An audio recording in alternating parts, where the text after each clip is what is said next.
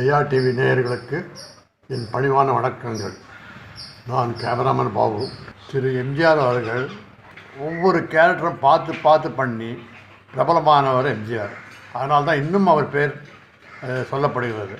இத்தனை வருஷம் ஆகியும் அவர் எம்ஜிஆர் ஜனங்க ஞாபகம் வச்சதுக்கு மெயின் ரீசனு அவர் பண்ண கேரக்டர். ஒரு மனிதன் எப்படி இருக்க வேண்டும் என்பதை சினிமா மூலமாக ஜனங்களுக்கு தெரியப்படுத்தினவர் திரு எம்ஜிஆர்.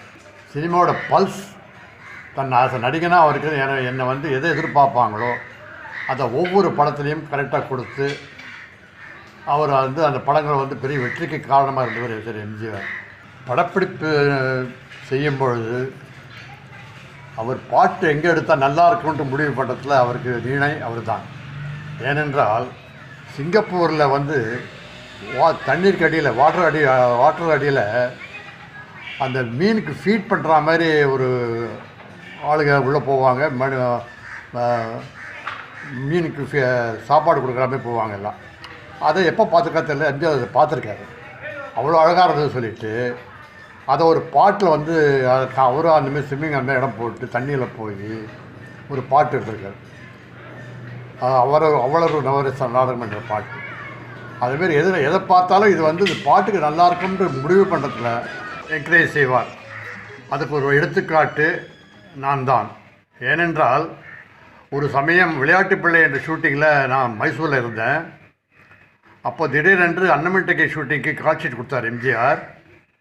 என்னோடய சீஃப் கை உடைஞ்சதுனால நாங்கள் இருக்க வேண்டியது அவசியம் ஏற்பட்டது.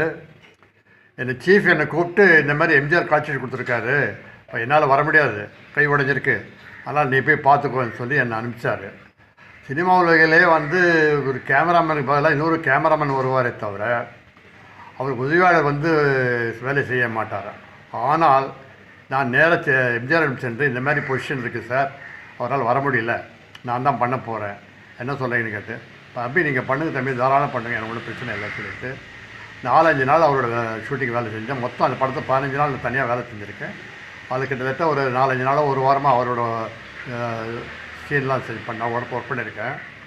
அந்த மாதிரி எதனா புதுசாக ஒரு ஆள் வராதுன்றதுக்காக அது வேண்டான்னு சொல்ல மாட்டார். பண்ணுங்க தம்பி சொல்லிவிட்டு அப்புறம் அது நல்லா இருக்கா இல்லையான்றது செக் பண்ணி செக்கிங் இல்லை, திருப்தி வரணும் இல்லையா. அவரோட படங்களுக்கு நல்லா இருக்கும்போது நல்லா இருந்தால் தான் நல்லாயிருக்கும் இல்லையா.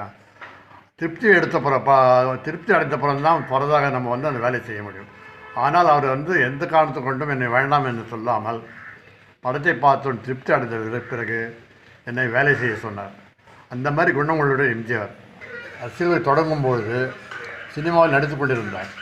அப்போ சினிமா நடிக்கும்பொழுது ஒவ்வொரு நிறைய ஹீரோ கேரக்டர் பண்ணுவார். அவர் பண்ணும்போது அந்த ஹீரோ ஒரு வாழ்க்கையின் பிரதிபலிப்பாக இருக்கணும்ன்றதுக்காக முக்கியமாக நினச்சிட்டு ஒவ்வொரு கேரக்டர்லையும் அவர் அந்த கேரக்டர் தண்டி சாப்பிட மாட்டார், தண்ணி அடிக்க மாட்டார், சிகரெட் பிடிக்க மாட்டார், உலகத்தில் எல்லாருக்கும் நல்லது செய்வார், தர்ம சிந்தனையோடு இருப்பார். அப்படி ஹீரோ கேரக்டர் நிறைய பண்ணியிருக்காரு. அப்படி பண்ணதுனால தான் அவர் பற்றின ஒரு இமேஜ் பெரிய வளர்ந்து போச்சு. அது எல்லா படத்தையும் கடைபிடிப்பார். அது ஏன் சொல்ல வரேன்னா, ஒரு நடிகன் எந்த மீடியாவில் இருக்காங்களோ அதை கரெக்டாக யூஸ் பண்ணுறதுக்கு எம்ஜிஆர் ஒரு பெரிய எடுத்துக்காட்டாக விளங்கினவர். எந்த படம் பாருங்கள், அவர் படத்தில் இன்னொரு விஷயம் என்னென்னா, பாட்டுங்கிறது சோகப்பாட்டு ரொம்ப கம்மி. என்ன கேட்டால் இருக்கவே இருக்காதுன்னு நினைக்கிறேன். அப்படி இருந்தாலும் 1 or 2 தான் இருக்கும். எல்லாமே ஜாலியாக சந்தோஷமாக இருக்கிற மாதிரி தான் பாட்டுகள். இந்த மனித வாழ்க்கை என்பது ஒரு சந்தோஷமான விஷயம். அதை நீ கரெக்டாக யூஸ் பண்ணணும். யூஸ் பண்ணலன்னா கொஞ்சம் கஷ்டப்படுவேன்ற மாதிரி ஒவ்வொரு கேரக்டர்லேயும் ஒரு பிரதிபலிப்பாக இருந்து வாழ்க்கையை சரியாக அமைச்சார். இத்தனை வருஷம் ஆகி இன்னும் ஜனங்கள் மதிக்கிறாருன்னா மனிதன் எப்படி இருக்கணுமோ அப்படி இருக்கணுன்றதை சினிமா மூலமாக எல்லாருக்கும் தெரியப்படுத்துறது திரு எம்ஜிஆர்.